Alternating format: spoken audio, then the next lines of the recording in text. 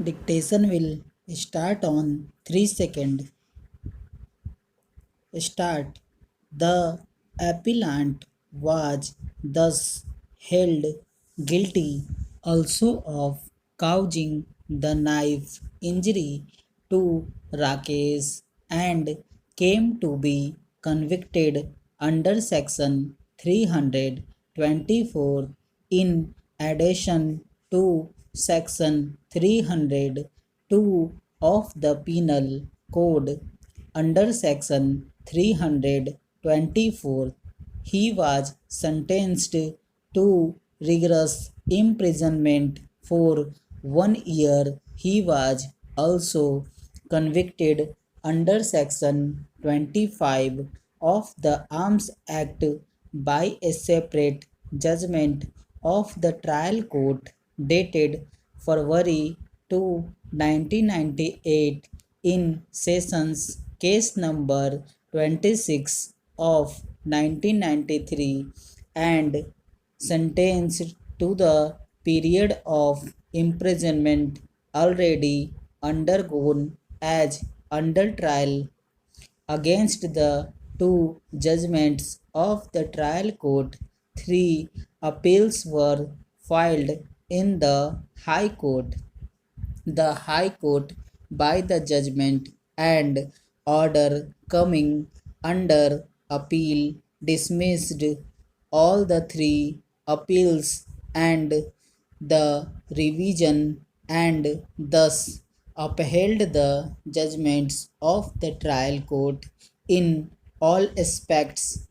Mr. Sahai, senior advocate appearing for the appellant, assailed the High Court and the trial court judgments and contended that the appellant's conviction for the offense of murder was not sustainable both in law and on facts. Mr. Sahai submitted that there were at least four circumstances that falsified and completely demolished the prosecution case.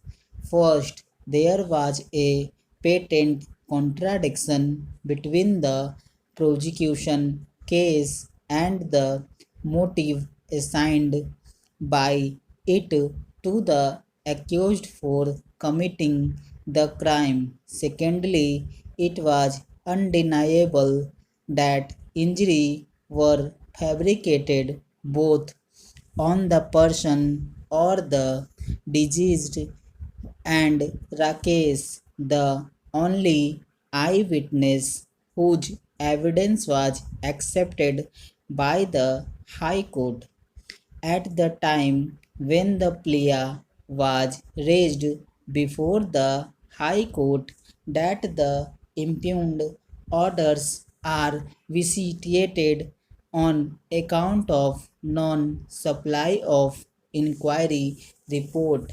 It would have been appropriate for the High Court to examine the averments made in the writ petition. A perusal of the writ petition would show that the petitioner has failed to lay any foundation to establish that any prejudice has been caused by the non-supply of the inquiry report. No prejudice was actually caused to the respondent. There was no failure of justice in the facts and circumstances of this case by non-supply of the inquiry report to the respondent. The punishment imposed on the respondent cannot be said to be disproportionate to the gravity of the charges proved against the respondent. The charges related to the conduct of the respondent in a financial institution whereby he procured financiary benefits for himself. Stop.